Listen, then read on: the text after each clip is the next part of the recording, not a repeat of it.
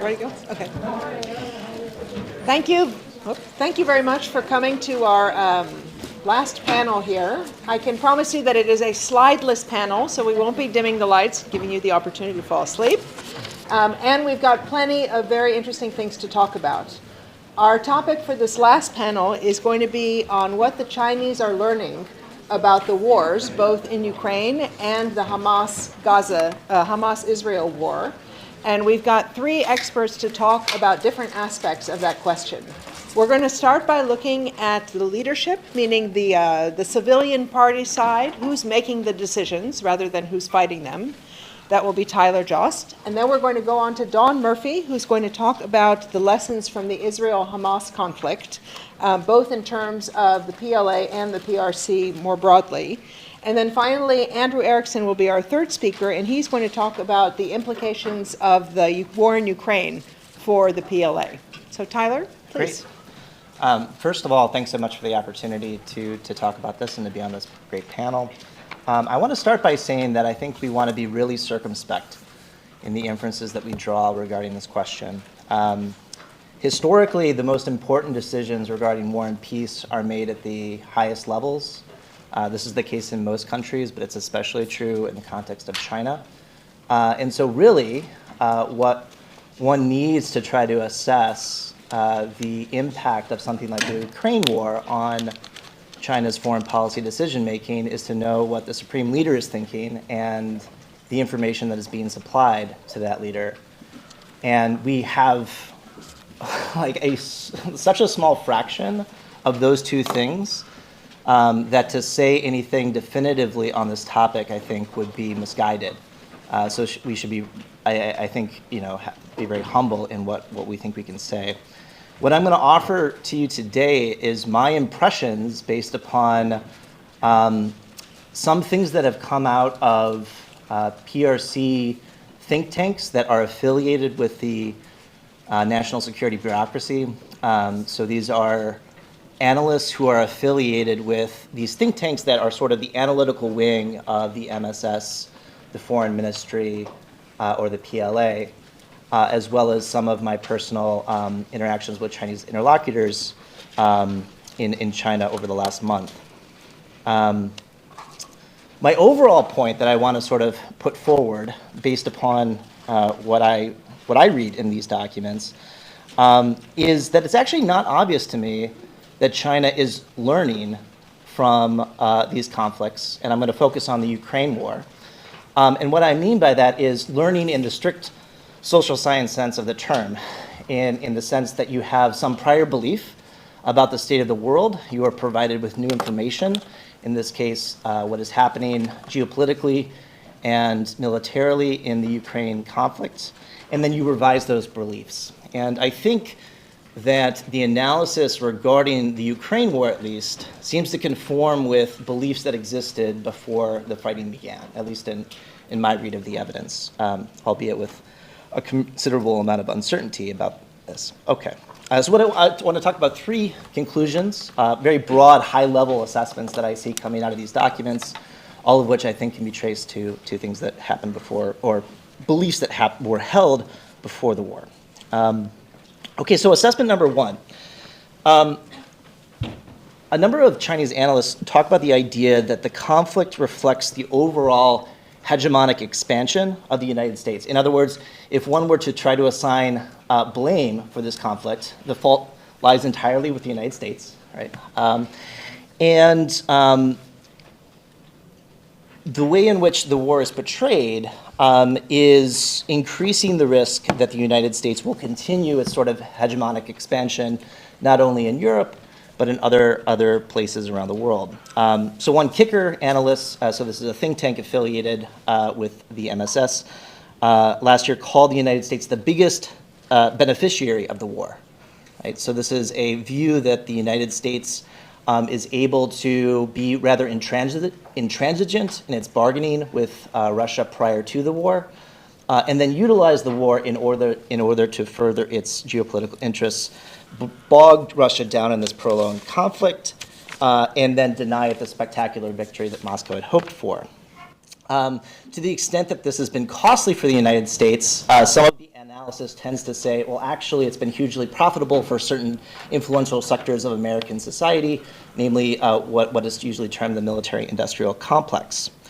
The extrapolated inference from this basic understanding of the state of the war and who has benefited geopolitically from this war is that the United States is sort of emboldened in the future in order to push its interests, and even so far as one analyst terms it, replicate the same sort of crisis in a Taiwan scenario. And what's so interesting here, in my mind, is that normally we think about the war as demonstrating whether or not the United States has resolved to fight, right? So we think about observers in a place like China as testing our resolve, and failure to act resolutely will cause the other side to think that we're weak.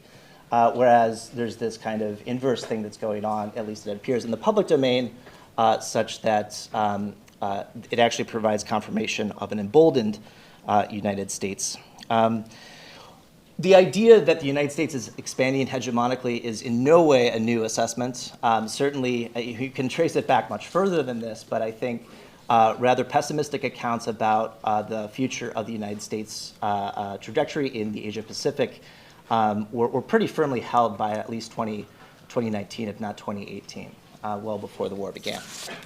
Okay, so assessment number 2. This is the idea that the world is at a kind of turning point in terms of whether or not it will divide into international camps or not. Sometimes this is referred to as whether or not a new Cold War will emerge. And my read of the evidence is that obviously China does, at least in rhetorical terms, does not want these types of camps to come about. It would prefer not to see the world divided as it was during the Cold War. One senior analyst told me that it would be a sort of disaster in terms of the negative impact that it would have on international relations. At the same time, Chinese analysts seem to recognize that such an outcome is a very distinct possibility in this moment in time, particularly after the 2016 election in the United States. The Ukraine war is, according to analysis that has emerged from these think tanks, elevating the possibility that these international camps will emerge. So it's sort of pushing the world in this direction that it doesn't want to see. But there were a number of things that were pushing the world in that direction prior to the war. And so this is, again, just sort of confirming the overall trend in what Chinese analysts had been observing. The third assessment is that the global south or developing countries are likely to play a leading role in the future of resolving conflicts such as the Ukraine war, but they don't like taking sides. And here, again, the way that the existing thinking is, or rather that the current events are refracted through existing thinking, is the conclusion that developing countries are sort of, and this is quote, unwilling to become involved in bloc confrontation. The assumption in much of the analytical community in China is that developing countries tend to sort of see China as a leader for countries that are less developed and would prefer not to have international camps emerge. But all of this, again, is sort of present before the Ukraine war begins. So I want to end by just emphasizing that, despite what I've said here today, we should take all of this with, I think, a heavy dose of salt, in part because the people who produce these assessments know that they're going to be in the public domain. They're not exactly the easiest thing to find, but they know that analysts like myself and others in this room would have access to them. So it's possible that those analyses would be different in substance than what would be provided to the Supreme Leader in the classified domain, and of course we do not have access to that. Thank you, Tyler. Don?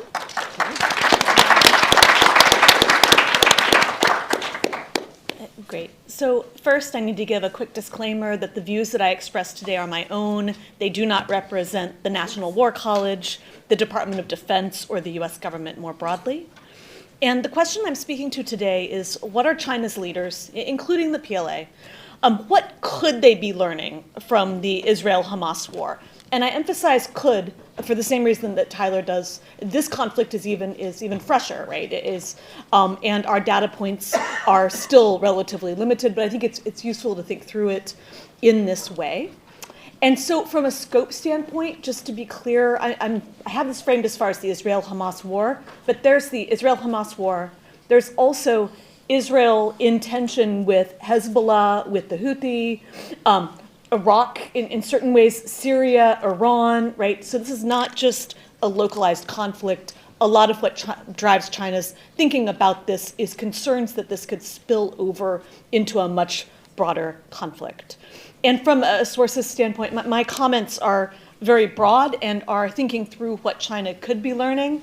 But what's informing this is my own research over many years about China in the Middle East, China and the Palestinian-Israeli conflict, but also looking at Chinese government statements, whether that's coming out from the Ministry of Foreign Affairs or the special envoy to the UN or the special envoy for the Middle East, or other statements and other data points that we have at this point. So the first lesson, and there is overlap, I think, with Tyler's comments on some of these potential lessons and impacts. So the first lesson I would try to think through is that I think regarding China's long-held views about the Middle East in general as a region and about the Palestinian-Israeli conflict, that China's long-held views on these, they may be seeing these as correct. So basically assessing that their broader views over the long term had been correct about this region. And so what I mean about is China's longstanding views for many decades at this point would be that the Middle East is a region of instability and potential interstate war, that the Palestinian-Israeli conflict is the core threat to peace and stability in the region, and that there is a need to address state-on-state conflicts, whether that's Saudi Arabia and Iran, or GCC and Iran, or tensions between Israel and Iran, et cetera. I think it's important to emphasize these longer-term views, because if you think about what was going on right before October 7th, potentially there was a different view of the Middle East, whether that be among actors in the region or even from a Chinese perspective. So I'll bring up a quick example, but end of September, I was in Ottawa for a conference about the Middle East. I was a speaker on China and the Middle East. And the environment at that point was very much looking at Saudi and Iran have normalized relations. You have the Abraham Accords, where Israel was, reestablishing its relations with a number of Arab states. In general, kind of the dynamics seem to be focused on the potential for peace in the region. The general assessment, I'm not a Middle East specialist, right? But I look at China and the Middle East. The general assessment was that the Palestinian-Israeli conflict was not at the forefront. The bigger concern was tensions between Iran and Saudi, and those had been not resolved, but definitely were on a better path. So the focus very much was on how China's engagement in the region was a complement to the vision that the Arab states in the Arab Gulf, for example, had of their own development, right? And not too long before that, kind of the year before that, there was a lot of focus in the media about China having this, new role and what that could mean. So I think that October 7th, in some ways, could have potentially reversed China's thinking back to some of these broader concerns about the region. I think it's too early to know if that's the case. But I think there's the potential for that. So some of the possible impacts, if that's one of the learnings that they're having, is that it could reinforce China's broader pessimistic views about the international system and about the potential for conflict between regional powers in the Middle East, or between great powers and regional powers in the region. And I think this ties directly into one of the comments and assessments that Tyler was highlighting in his assessment, right? So you've got what happened with Ukraine and whatever impact that had on Chinese thinking. I think these events in the Middle East could reinforce that or further that thinking. Another potential impact is China doubling down on its stance about the Palestinian-Israeli conflict. So I'm not going to go into this in detail right now, but really China's behavior since October 7th has been incredibly consistent with its past stance on the Palestinian-Israeli conflict.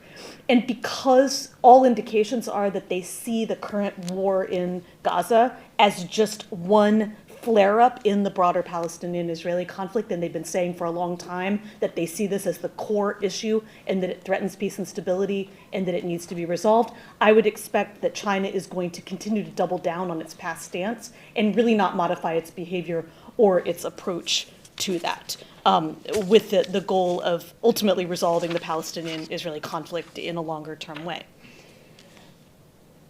The other impact of if China's seeing the region as much more unstable and a much higher probability of interstate war, especially concerned regarding some of the behavior of Iranian proxies in the region and this really escalating, that could potentially give China a lesson of that they're having an increased level of insecurity in the Middle East, and that might provide rationale for China to develop a more robust security presence in the Middle East to protect its citizens, its businesses, and its shipping lanes.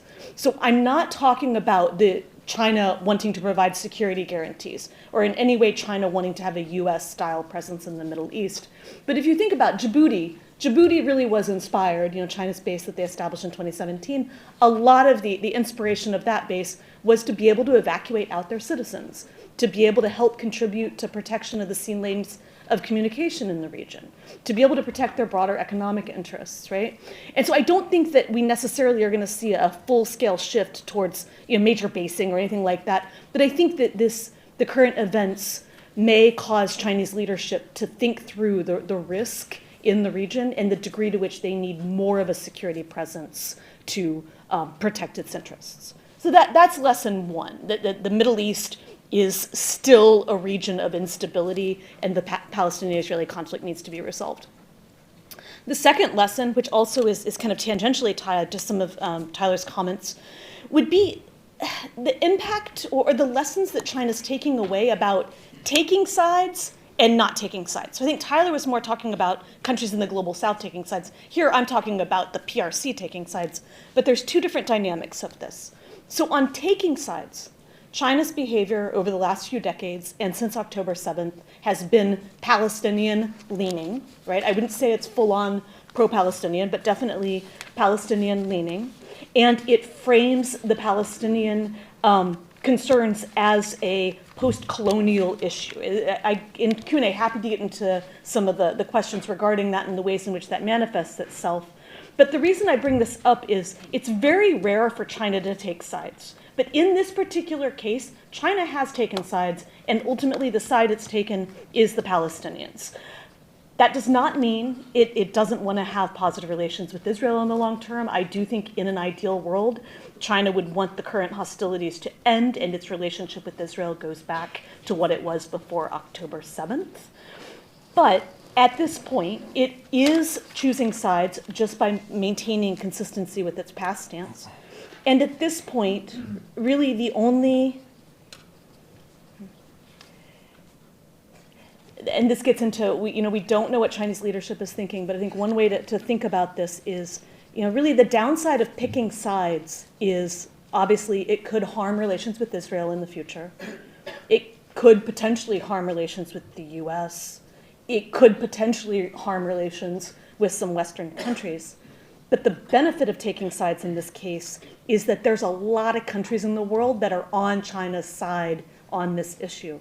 So the Arab states, Iran, Turkey, many Muslim majority countries, many countries in the global south. And I think you can even make the argument within domestic politics within the US and Western European countries, there is a lot of debate about which side is the right side in this particular case.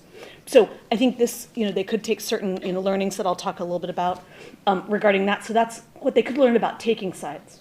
But then the flip side of this is what they're learning about not taking sides, or at least not taking sides publicly. And what I'm talking about here is in relation to Iran and, Iran's support for the Houthi, Iran's support for Hezbollah, Iran's support for other proxies, right? China's taking a very hands-off approach in a public way about not choosing to criticize Iran, very much in alignment with its standard 5 principles of peaceful coexistence and a very strict interpretation of Westphalian sovereignty.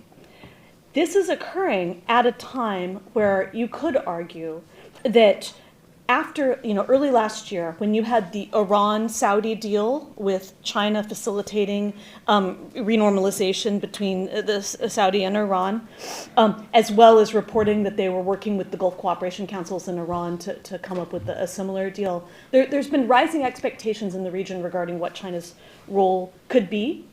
And this now not taking sides I don't think this is necessarily going to have a significantly negative impact on China, but there is definitely kind of reporting, within the United Arab Emirates or other countries in the Arab Gulf, a level of surprise that China's not doing more to help contribute to stability in the Red Sea and some other issues. So this has the potential to be problematic for China in a case where it's not taking sides. And in this case, I would say in not taking sides, China has chosen to prioritize its political interests over its economic interests. And we could, debate, you could even debate about how much of an economic impact this is truly having on China at this point. I think it's a very nuanced story. But the events in the Red Sea from Houthi attacks do risk China's economic interests. And in general, I would argue that China's top interest in the Middle East is economic, and the next interest is political. But this is one case where it's putting its desire to not take sides and to have a balanced approach and to continue to have positive relations with all of the countries in the region. It is prioritizing that. So what are some of the possible impacts of those two pieces, the taking sides and not taking sides? As China is learning from this, one thing it may start to think about is reconsidering the 5 principles of peaceful coexistence. So if there's a lot of benefits to taking sides with the Palestinians, for example, I don't think this is likely, but I do think it's part of the reflection and part of the, thinking through the impact of these things. I've already mentioned that another potential impact of this learning would be China reflecting more broadly about what's most important to it in the Middle East or in other regions. Is it the economic interests or is it the political interests? And the other piece associated with this is China could come to the conclusion that its approach of picking sides in this particular case is building a lot of soft power for it in the countries that I described earlier, the Arab world and Iran and Turkey and Muslim majority states and the global south. So that's the second major category of learnings would be on what is taking sides and not taking sides, what's the impact on China's interests. The next set of lessons I would say would be around what is happening on the ground in Gaza. So on the ground in Israel as well as on the ground in Gaza. And there's several facets of this. So the first one is that on October 7th, with the Hamas attack, although China does not call this terrorism, China has in the past not referred to Hamas as a terrorist group. It's very careful to frame Hamas and the Palestinians as a national liberation movement as opposed to a terrorist group. But regardless of how it's labeling it, I think you could argue that the acts that occurred on October 7th against Israeli civilians could reinforce China's view that the threat of terrorism in its own border is something that it should take seriously. So in some ways, this is an I told you so moment regarding Xinjiang or regarding Muslims within its own borders. That I do think that although they don't label it terrorism for many political reasons, having that level of violence and that scale of a terrorist attack occur, I assume they are thinking through. And the reason this is related to PLA is obviously internal security is a very important aspect of the PLA's thinking more broadly. So I think there could be that impact. The next set of impacts is what's happening on the ground in Gaza since October 7th. And there's several different pieces to this. So one is, for those of you, if you watch Al Jazeera, if you watch, various media outlets, the images of what civilians are capturing on their cell phones and broadcasting and seeing, kind of all the optics associated with that type of an attack on an area that ultimately impacting civilians in the way that it did. Chinese leadership may very much be thinking through what would, if there was a Taiwan scenario, I'm not saying this is the top learning, right, but I was asked to talk about PLA learnings or thinking about this, if there was an attack on Taiwan, so two pieces, how do you minimize civilian casualties so you don't have this optic associated with it that really could turn popular opinion against you, or how do you just prevent it from being broadcast in the first place? There's different ways to get at that problem. But I think if you were looking at it from a PRC standpoint, the every night coverage of the pain and suffering of civilians in Gaza is not something that they would want to have to deal with as part of a broader conflict scenario in Taiwan.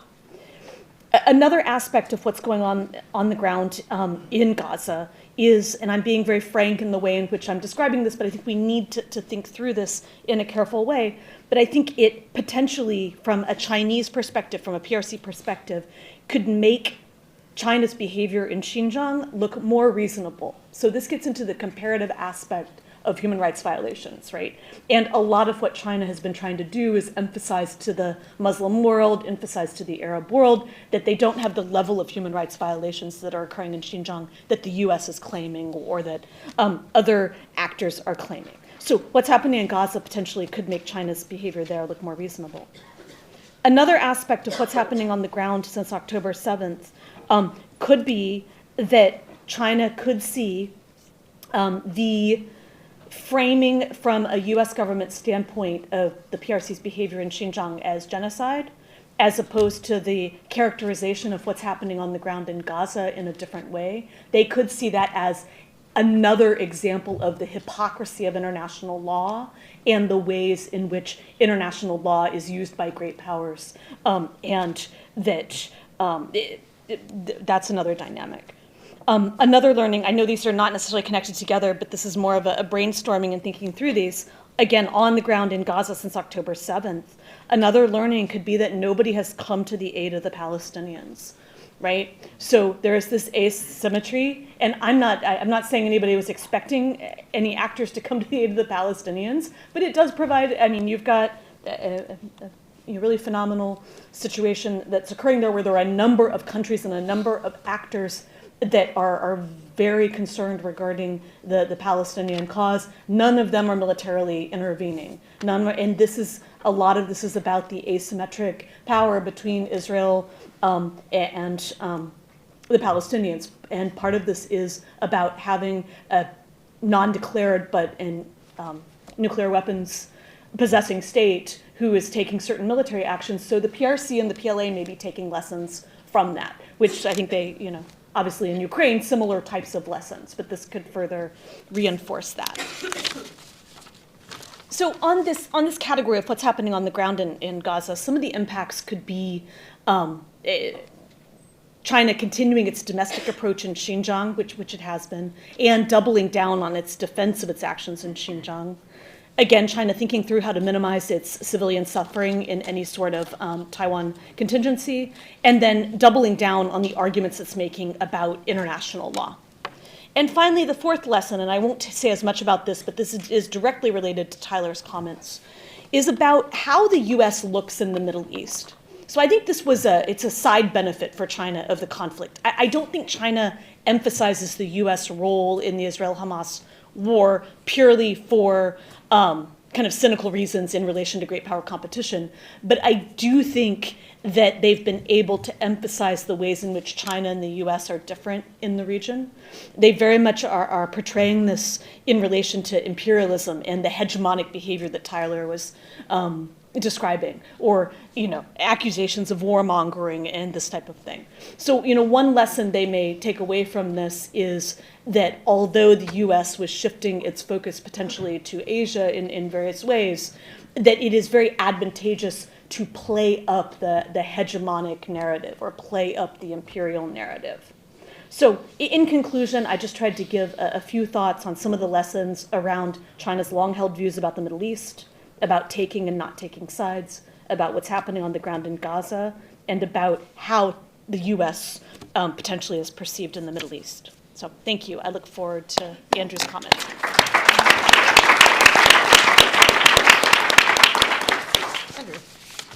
Thank you. I want to echo Don's disclaimer. 我不会代表任何单位. And I want to really also echo Tyler's note of caution.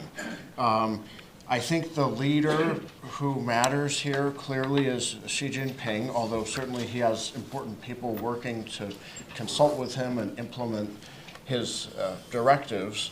And it's very hard to know what he is thinking, particularly on an evolving topic such as lessons from recent wars. So, as is typical with my institute, the China Maritime Studies Institute, we try to go to Chinese language writings that may shed some light on the subject, even if it's in complete light, in direct light. And I've been looking at this issue a little bit for a while, and it's particularly difficult because we've had two very illuminating larger picture set of insights here. And the type of research that I'm typically engaged in applied here, it seeks specific lessons from the Ukraine war, specifically applied to potential PLA operations. And that, I hope people will direct me to sources that I've missed, and my colleagues have missed, but that's been difficult.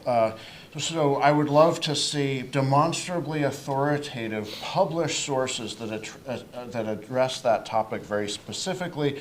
I would dream of seeing a detailed article in 中国军事科学, China Military Science, to see what is an Academy of Military Science sponsored analysis of the Ukraine war with actual applications to the PLA.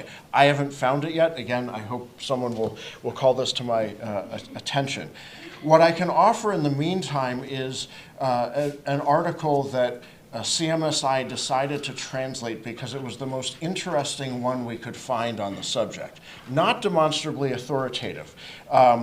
We believe there's a good, it seems to be written under a pen name, and we believe it's by someone who has significant analytical knowledge and may well be affiliated with some element of China's defense industry, but I can't prove that, so I don't claim that before you. Let me offer a few thoughts from this piece, which I believe might possibly emerge over time as a very confident bookend to a range of analysis and assessments of what does the Ukraine war suggest about PRC, potential PRC military operations vis-a-vis Taiwan at some point in the future. Now, I said this was a confident article from a PLA or a PRC under Xi Jinping's guidance perspective. And the article frames things very starkly by saying, and of course I'm not endorsing any of the things that I'm quoting here, China's Taiwan region is not Ukraine, and the People's Liberation Army is certainly not the Russian army. There is no comparison between the two. And the article spends considerable detail explaining that. I think it's on very strong ground where it details the weaknesses that many of us have seen revealed in Russia's military, shocking weaknesses in communication security, logistics. That's been laid bare by the reality of a tragic and brutal war. The article also makes claims about Taiwanese weakness and the great difference between Taiwan and Ukraine. I think those claims are on less strong ground for some specific details and lack thereof, and also because they are based on the author's speculation rather than on observable real-world events, very fortunately. The author then goes into a discussion of how they advocate thinking about what they call how to resolve the Taiwan issue. And here they address specifically what they think the lessons are. They write that the recent Russia-Ukraine conflict has shown us that when the time comes to resolve the Taiwan issue, we might face a series of political and economic blockades and sanctions. This has forced us to make even more ample preparations for resolving the Taiwan issue. We must ensure our supplies of raw materials and channels to sell our products. Later on, in the passage. We must make preparations to decouple from the U.S. economy, and this requires us to have the ability to ensure the security of raw material sources and export channels, especially the security of energy sources. This implies that when resolving the Taiwan issue, the PLA must have the forces to ensure the security of China's sea lanes. The article then proceeds to make its own sort of a net assessment of comparative PLA capabilities, and concludes that at present the PLA is clearly superior to the Russian army in terms of weapons and equipment and personnel training, and is approaching the levels of the U.S. Now, depending on the specific category, this might be a highly confident or overconfident assessment, but I think it's interesting to review.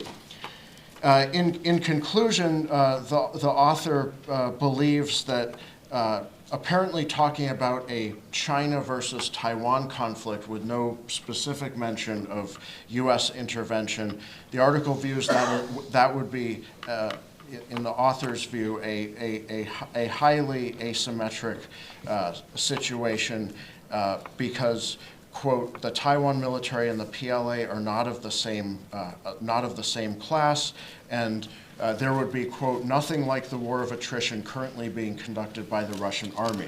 Now, there are many ways to pick apart and challenge this argument, but I think it can be viewed as reflecting aspirations and approaches that Xi Jinping hopes to have available to him in coming years, in part under the aegis of his centennial military building goal of 2027, which I think is important. It's a very real capabilities development timeline, not some of the other things that it's been mistakenly called, and that's why I continue to underscore that phrase and don't just say 2027, which can be widely misinterpreted. So however far the PRC is away from some of the aspirations of this article now, I think we have to consider how the PRC under Xi Jinping is seeking to close some of these gaps in having this as a sort of option. I think a set of options, military options in a toolkit, that I think Xi Jinping would prefer to use getting back to Tom's talk, have a full range of options under the larger aegis of coercion and its many subsets. But here I want to have the final part of my presentation here address what I feel able to read more clearly than the sources allow at this point, and that is reading what PRC military development actions seem to be saying under Xi Jinping. It doesn't mean an automatic commitment to doing one military operation or another, but I think there are some important things that are being telegraphed by these significant developments. If nothing else, it's seeking to close the gaps in remaining PLA weaknesses.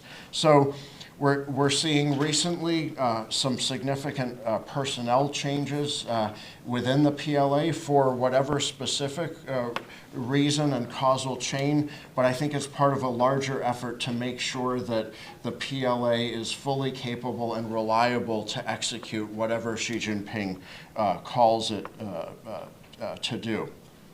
And I want to pivot to a little bit on how Russia can and is helping in this regard. And I'd underscore in particular among the PLA developments under Xi Jinping, to me, the nuclear weapons buildup stands out especially. This is very clearly, to me, Xi Jinping's nuclear weapons buildup. Only the paramount leader has the authority to make decisions regarding the trajectory PRC, nuclear weapons development. And what we can see prior to Xi Jinping assuming power is a fairly stable number of increasingly sophisticated and well-supported nuclear weapons. But since Xi Jinping took power, and you can read Chris Buckley's very insightful articles or a wide range of open source documents to see this, he is clearly prioritizing what I would call definitely a dramatic buildup. According to the Pentagon, as of May 2023, China had more than 500 operational nuclear weapons, which is a very significant increase. So I think this, we could talk about it more in the Q&A. I think this is clearly a part of having a full set of capabilities at every level of escalation and being able to point to that and say, look, if I have certain objectives regarding Taiwan or other key national goals, and I am not going to accept a lack of progress. So I hope to make progress through coercion, but I have a full toolkit of operational capabilities. So now just quickly in terms of what is Russia providing. Obviously, there is very robust oil and gas trade. It's asymmetric in the sense that I think China is by far in the stronger position as the importer, but this is not just an economic interest for China. It is also strategic and security in nature, filling a strategic petroleum reserve, developing alternative sources of energy and strategic commodities, which the author of the article in question highlighted as an area of concern. My colleague, Professor Sally Payne at the Naval War College, has published a variety of books over years of scholarship that can be summarized along the lines of, in Eurasian land wars and history, Russia has been a critical pivot or geostrategic swing vote, if you will. So this kind of engagement has benefits for potential future scenarios as well. Russia is literally helping to fuel this rapid nuclear weapons buildup under Xi Jinping that I just mentioned. China is engaged in plutonium production with extensive Russian assistance. Russian highly enriched uranium fuel is fueling fast breeder reactors out in Xinjiang, each capable of producing plutonium for dozens of nuclear weapons. The Russia to China HEU transfer already exceeds the entire amount removed worldwide under U.S. and IAEA efforts over the last 3 decades. So this is a significant issue for arms control and related considerations. And in March 2023, China and Russia signed a cooperation agreement for continued efforts in fast breeder reactor and reprocessing technology development for the decades ahead. So this is, I think, a big part of the picture of China's military buildup to whatever end it is directed or not directed in the future. And finally, I want to underscore, amid the other areas of military technology assistance, China is so advanced now in many areas, there's less that Russia can offer. But one remaining crown jewel area for Russia is nuclear submarine propulsion, where it's a complex apex technology, the sophisticated interaction of a system of systems, really at the very limits of physics and other sciences. It's just very hard to do, and it can't readily be copied or emulated or whatever you want to call it. So this assistance from Russia has been incredibly important. And through imitative innovation, China has modified some proven Russian submarine technology in nuclear reactors, sound isolation mounts, towed arrays, and torpedoes, all things that can help produce truly world-class nuclear-powered submarines, such as Russia already has and is at the cutting edge. So there's some technical details on this that I'm happy to share from our CMSI conference, our write-up of it, and what will eventually be published as an edited volume. But in the meantime, I can just share our summary assessment that if China is fully successful in leveraging this technology together with its own advancements, the maritime security implications for the U.S. and its allies, and as applicable to some scenarios of concern in the Indo-Pacific, would be profound. So regardless of what we want to argue the lessons are and Xi Jinping's actual goals are and what will be the balance of deterrence and how will it play out, there's a lot going on in China's military development, and Russia is a big part of that in supporting it. So in conclusion, these two leaders have a friendship with great benefits, even if it's not fully clear where it's headed. Thank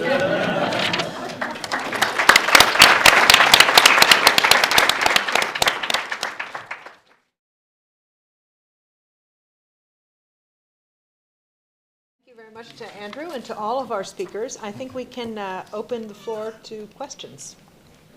Yes. Yeah, Please wait for the microphone. I'll wait for it. Okay. And introduce yourselves. I'm Daniel Sahinsky. No, I'm Tom Christensen from Columbia University. I just have a quick question for Andrew. So that article you outlined sounded to me like it could be this. I don't know what it is, the article. But it could be an article that says, "Don't worry, boss, we're not the Russian army." And what I would think is a real possibility is that Russia's troubles in Ukraine, especially early on, have to give Xi Jinping some pause about whether he can trust his own military in a complex operation across the Taiwan Strait. He clearly has issues with his own military because he's firing so many of the top leaders. So if I were a Chinese military analyst trying to justify my budget and my continued support from the top, I would say, don't worry, boss. Ukraine is not Taiwan. Taiwan doesn't have that much resolve, and the PLA is much more effective and organized than the Russian military, whether I believed that or not. That was a comment, right? Not a question. No, the question is, I'll do it the British. 对不对？ Couldn't that be the case? 对。Should I respond now? Please, yeah. Tom, excellent points, and I think that I mean, it's a terrible tragedy. Any angle you look at the Ukraine war, Putin's brutal invasion. I think a silver lining amid the tragedy may be the additional caution it will have instilled in Xi Jinping and other key PRC stakeholders. And I think it's bought some time as I'm sure they don't believe they have the same exact problems as their Russian counterparts. But I think given what I understand of their system and their military, it is likely to, I think it's produced an obsessive quest to analyze their own weaknesses. What I worry about is eventually, I think there'll be a determination that they've addressed a lot of that. And that's why I think coming years will be very concerning. But things like this are also why I believe the U.S. can and should maintain robust deterrence. And I am very confident of that. And I think when people get either too carried away by official PRC statements or just look at military hardware but don't consider some of the other personnel and system aspects that are less strong or much more uncertain for China, I think that's an analytical mistake. So if you remember nothing else from this presentation, please remember that after all the analysis I've done, I do remain confident in the U.S. ability to hold deterrence, but I think attention needs to be constantly put in that regard, and it requires close cooperation with allies and partners. Thank you. You have a question, but not a microphone. 1 second.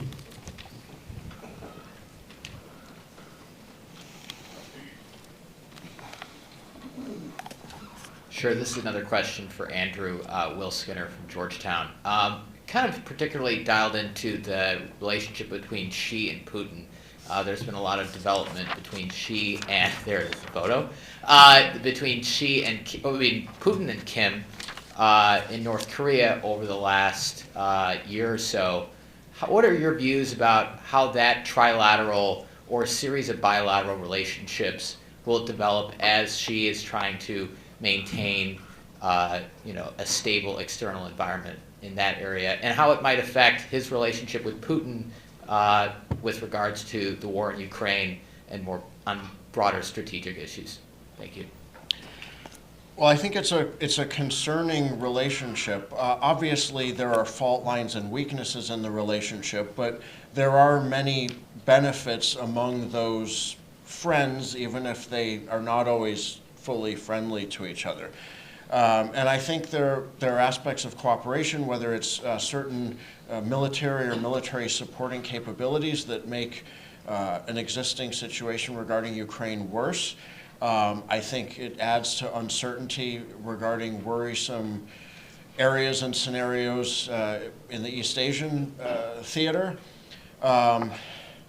I think Tom's scholarship has reminded us very well that we don't always know exactly what the inner decision-making is, and there may be some very big problems with these relationships too. I guess I'm also concerned that these relationships could cause a lot of difficulties in the meantime. So will they remain strong for many years to come? I suspect there are things that could set them off course before then. I'm more concerned about what they could lead to in the closer, nearer term.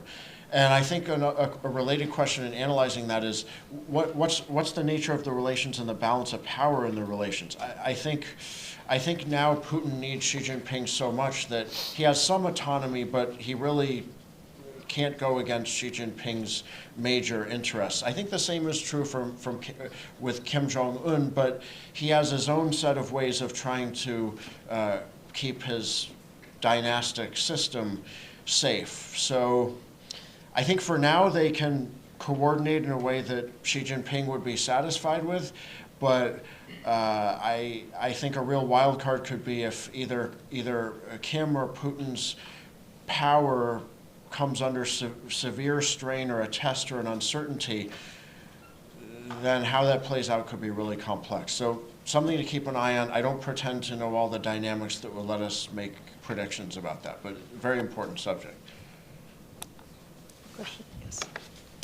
Please wait for the microphone. Sorry, it's like tennis here. You have to run back and forth. Getting all matches, that's it. Thanks. Ian Chong, National University of Singapore, Carnegie, China. My question is actually for Tyler. A lot of what you've described from the think tanks, U.S. hegemony, the U.S. is driving division, creating instability, forcing smaller states to take dangerous action. That I get a lot of that as well from a lot of the sort of PRC propaganda stuff that I get in spades in Singapore. But so the question is this: how much, in your assessment, are the sort of think tank stuff that you're seeing meant for outside consumption? Because the think tanks also have a external engagement function. So how much are they sort of feeding that external engagement with that language? And how much is it really their sense of thinking? And sort of belief that this is actually the case. So what they're telling the world is actually what they believe, as opposed to a spin. This is a very unsatisfying answer, but I think it's close to impossible to know for sure. My general sense is that, well, two things. The first is that I suspect that analysts have become less willing to write things that go or deviate from the party line that you would observe in propaganda in recent years. I can't show that evidence of that systematically. That is purely an intuition. The second thing that I would say is that I do think, like, if Kicker's motivation, so like one of the things that I was looking at was they produce an annual assessment. And it's a thick volume, and it's usually structured the same way, and it has sections that are replicated across years. If their prime motivation in publishing that book was that I read it, they're not doing a very good job because it's like the run of that series is only available in a few libraries across the world. So from that perspective, I don't know. It might be, but there are shades of gray here, right? Just because they know that an analyst like me could read it doesn't mean that it's intended for me, but it could potentially be directed at sort of the internal elite apparatus within the PRC. And it's difficult to say, like, that could have a similar function, right? Perhaps it's not to try to, make Tyler Jost say on this panel X, Y, Z, but it would potentially be targeted at rallying support internally to the CCP. A poor answer, I know. We have 2 questions in the front here. And then yours. Thank you. 3 great presentations. My question is for Dawn. Could you go a bit further in your discussion of why China, actually very early on in the Israel-Gaza war, made this pro-Palestinian statement? The reason that, and really made it very clear that they had taken sides, because knowing, you'll know much more about this than I do, but even observing from a distance, the Israel-China relationship over decades has been a very remarkable one, and in many ways, of course, very close on various security issues. Since we are currently recording, I won't give my personal observations on this, but maybe at coffee time we could catch up. I've seen some very interesting things, and others have, I'm sure, in terms of that. So I was actually just very surprised, as an amateur in this area, seeing how firmly Wang Yi and others made this statement, considering the idea of keeping Iran and Saudi Arabia and Israel all on board had been a rather successful, if neutralist, juggling act for China. Right. So the way I look at, are we doing one at a time, or Yes, is that please, okay? yeah. So the way I look at this is, going all the way to back to the Mao era, China was providing material support to the Mao, right? But in the last few decades, since about 1997, China's stance on the Palestinian-Israeli conflict has been very clear and articulated through its special envoys, so it's had that consistent stance. My interpretation, so at the very beginning, so when October 7th occurred, you had not complete silence, but it took about a day for statements to start, and the wording almost directly mirrors. So I think there's a number of reasons why. So I think one actually is that what China's been saying for decades is its stance on the Palestinian issue. It's something it sees as a principled stance. It views the Palestinians' situation in very post-colonial apartheid. I'm not saying this is my view, just to be clear, but this is how they are viewing it. And so I think as events started to unfold, they see a lot of value in being consistent because because I think that's actually their view of it. B, because a lot of their relations with the Arab world in particular is very centered on this support for the Palestinians, not just in statements. When you look at UN Security Council voting, or you look at, the ways in which they've behaved for quite a while, it is Palestinian leaning, and they've been quite critical of Israel. And so I think in this particular case, because they see this just as a flare-up, literally as a flare-up, a big flare-up, an unexpected flare-up, but a flare-up, because they're conceptualizing it in that way, they're staying with the same statements. And I think they probably assess that there is risk of deviating from that in a number of ways, right? I mean, since they framed it as a principle, if that actually is what they think is the right thing to do, why would they change, that? Also, not wanting to be seen as changing their view based on U.S. pressure or any sort of international pressure. And I don't think them changing their stance really would play well with a lot of Arab world, global South, et cetera. So they've got a lot of motivation, I think, to stay constant. But I think also their assessment is they are very unlikely to actually change events on the ground. Like, there's not a lot they can do to actually mediate the dispute right now until the parties that are in conflict, until there's some sort of pause, et cetera. So I know that's we'd have to go into a lot more detail about the stance, but I do think it's about it being a principled stance. This is how they view it. And then on top of that right now, I think they're seeing that it does really resonate. And to me, part of, for example, a few weeks ago, there's a case before the International Court of Justice that really predates, absolutely predates October 7th, and it's in criticism of Israel's settlements in the West Bank, right? And the PRC, I think, it's very much in alignment with their stance and the way they've characterized it, but they were very strong in their statements in that particular environment about viewing this through the lens of Hamas being a national liberation movement from their perspective, right? So I think part of why they're becoming bolder and bolder in the way in which they frame it is I think they are getting some confidence that many states and many actors are supportive of their stance on it. And on the risk piece too, like on the losing Israel, which would be, but that ultimately may be the only cost of them taking that stance, right? I don't know for sure that that's really, right now the current stance is really substantially damaging China-US relations or China-European relations, right? And so, like I said in my comments earlier, I don't think they want to sever their relations with Israel, ultimately. But I think they're willing to take that risk in order to be consistent with their past stance. Well, thanks for excellent presentation. So I have quick comments, question to Don, and then also pretty quick one to Tyler. To Don, I feel like when you make the argument that the China's position on Hamas and Israel was making sacrifice of economy for political interest, I actually think you need to look the evidence, statistics of all these Chinese economic collaborations with Middle East. It's just rising very, very fast. So when they were thinking about this war, diplomatically, China is not really on the global minority, right? So it's not like it's incredibly controversial, but developmentally, China already has a very strong economic, financial, digital, energy, you name it, with other middle. So I wonder so that's one.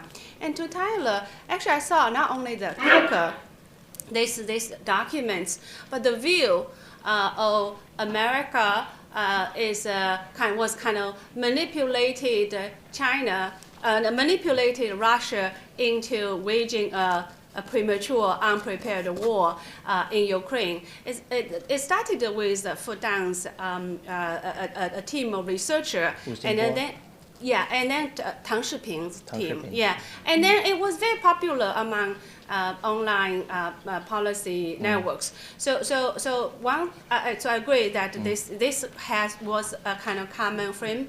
But I was thinking about who are the audience, right?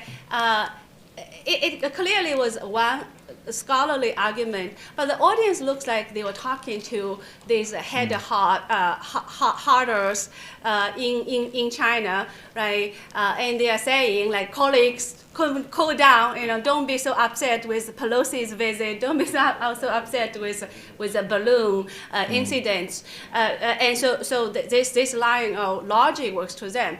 So my question for you, when we look at China's documents for interpreting its moves or a motivation, how do you choose one? And then Andrew's point on these military documents. So I guess the POA, of course, inside they were doing all kinds of war preparations, right? You don't need to read the documents to know that. But the documents, publicly available documents, and the audience, the purpose, and the context, the moment when they came out, was really important. Right?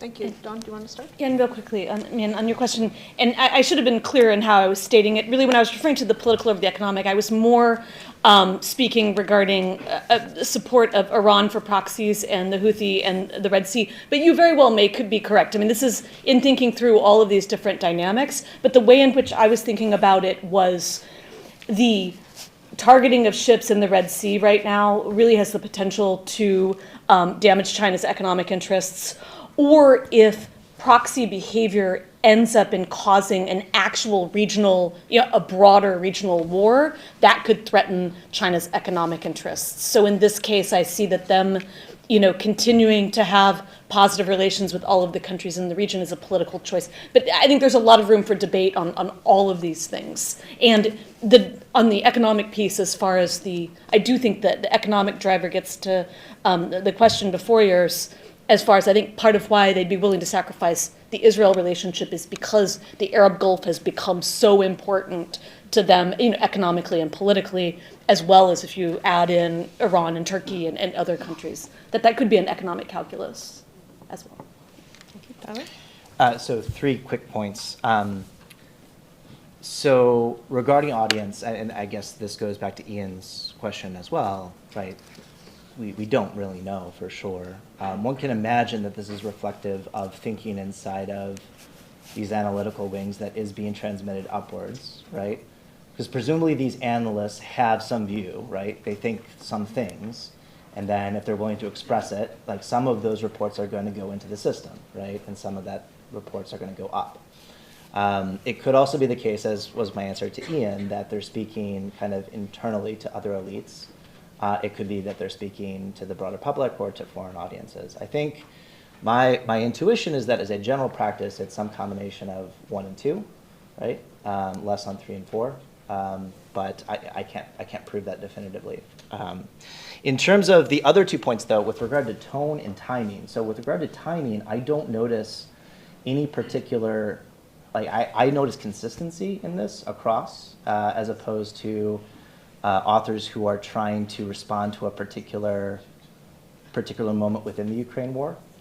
With regard to tone, actually, the assessments that I looked at within think tanks were perhaps different in tone than what you were describing. As I was hearing you, it was about de-escalation and perhaps even detente, whereas what I was reading was about vigilance and being prepared for something to come. Okay, we have a question here. Wait for the microphone, please. Wait for the microphone, please, and introduce yourself. Yeah, so in keeping with the idea of the 2 fingers comment. Can you introduce yourself, please? Yeah, Robert Rosenberg. I advise policymakers in the area of economic security and international relations. I'm also in the business world, and that's completely separate, but an equal part of my life. This is a great panel, terrific statements and observations that the panel members, all panel members have made. One point that I would like to make. Dawn, I picked up on something that you had said, which is perhaps economic reasons why China is taking the position that it has been. And the way I see it, because energy is one of the industries that I meet with across the world, that for China, that issue you're talking about in the Middle East is about oil. And when you look at it from that perspective, who are the oil countries? And it's Saudi Arabia, it's Iran, it's several other countries that have major amounts of oil. The key point that happened was when China was supplying its own oil supplies, and the point of change was when they had to go out to the outside world. And the more that we outsourced to China industries that required a great deal of oil, they had more and more a need to go to the Middle East for oil. So I leave that thought with you. Thank you for your comment. And I should, in relation to your comment and one of the earlier questions, I guess I should just state very explicitly, I think there's many drivers of China's behavior in relation to this. Part of it's oil, part of it's economics. But to be really explicit, I do think that part of it actually is on the Palestinian-Israeli conflict, that they think what's happening is wrong. This gets into one of the, I do actually think that's how it has been viewed for quite a while. But there's the economic piece, there's a number of different aspects. I certainly understand what you're saying. Yeah. I just want you to know that I spent 40 years understanding many countries. Understood.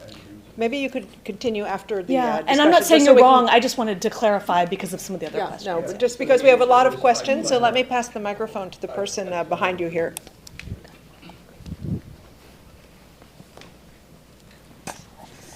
Thanks for this panel. I'm Rachel Holvey from UPenn. It seems to me that one thing that hasn't come up on the panel is sanctions and what China is learning from the conflict between Russia and Ukraine. But that definitely came up yesterday, right, in Tom's talk as part of the credible threat component of deterrence, that the US could damage the PRC's economy through sanctions. And it seems at first the sanctions were working, but then now they've become less effective. So in light of that, how should the US triangulate between managing Russia's invasion and wanting to punish that, but at the same time having China looking on and seeing that it hasn't been effective? You go first. All right, well, I'm going to step in on that question. My specialty is on Russia. And a lot of the question involving sanctions is not so much what has been sanctioned, but how it's been enforced, right? The fact is that if we were rigorously enforcing the sanctions that have been introduced, it would be possible to have a much more significant effect on the Russian economy. However, that ultimately involves sanctioning third-party countries, many of whom the United States and the West are trying to court: Armenia, Kyrgyzstan, Kazakhstan, all of those countries. And so I think the real question is, not so much what sectors could be sanctioned, because it looks like you could sanction all of them, but is there any way that the West would be able to enforce those sanctions to the extent that it would be meaningful in terms of the Chinese economy? And so far the lesson is that no, the US isn't willing to go as far as it has to go in order to make those effective. We have a question there in the back.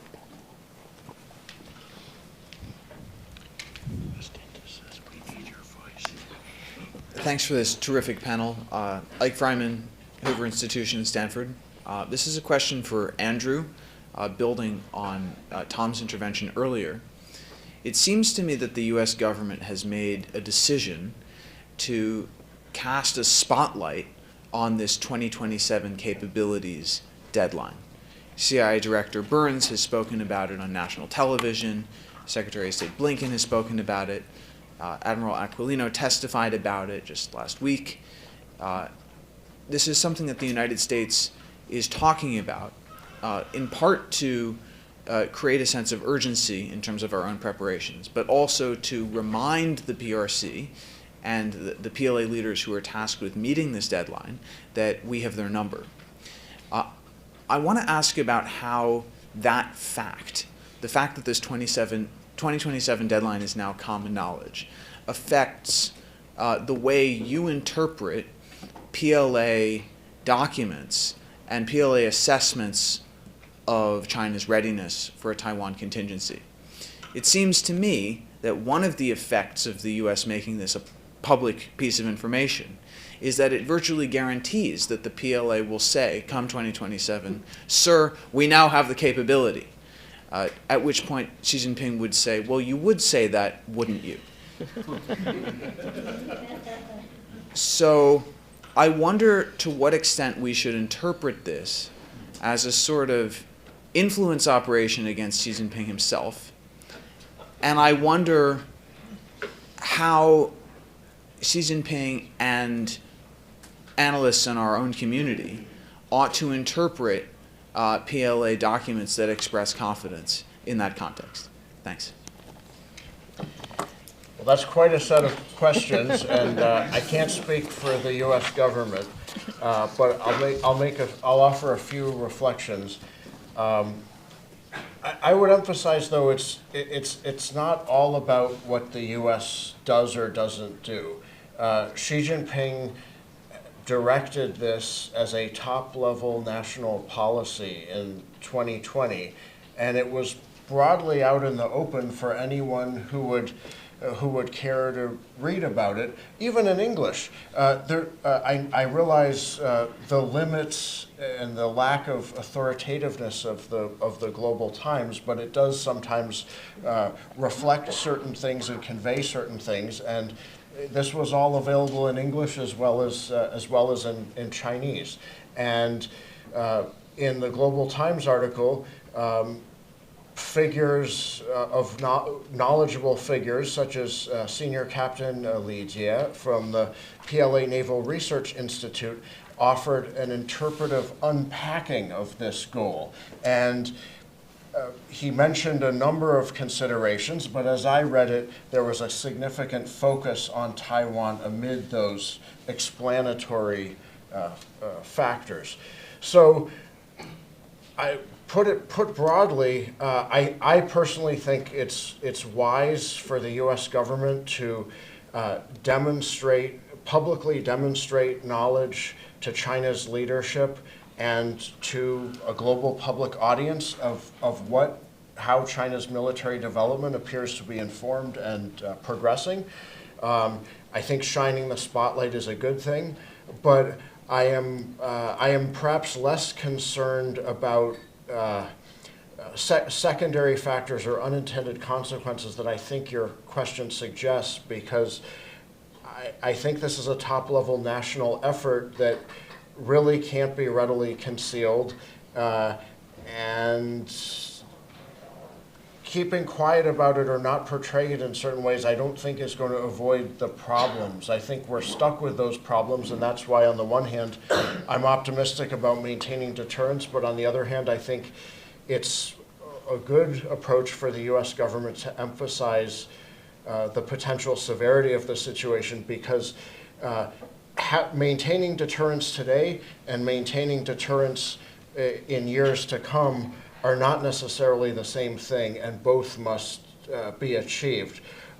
In closing, I'll offer a very personal view. Certain public statements have emphasized something along the lines of, I'm paraphrasing, PRC military operations against Taiwan are neither imminent nor inevitable. Yes, that is true, and I think that's an important statement to make. However, that is true, I believe, because of deterrence. And it would be, to me, a policy and an analytical mistake to use that phrase to adopt a less urgent, concerted effort toward deterrence, because, to try to wrap up some of the things I was raising here, yes, Xi Jinping's military has some significant remaining limitations and real problems. On the other hand, if you look carefully, as I and others do, at the overall military buildup, including such significant things as nuclear weapons and associated systems, this is a broad-based, dramatic buildup. It is very significant. So getting back to Tom's talk at the beginning yesterday, so much is happening that so much could change without urgent efforts to continue to strengthen deterrence. I'll leave it there. All right, well, the end of our panel is both imminent and inevitable. So please join me in thanking our panelists for a very interesting discussion.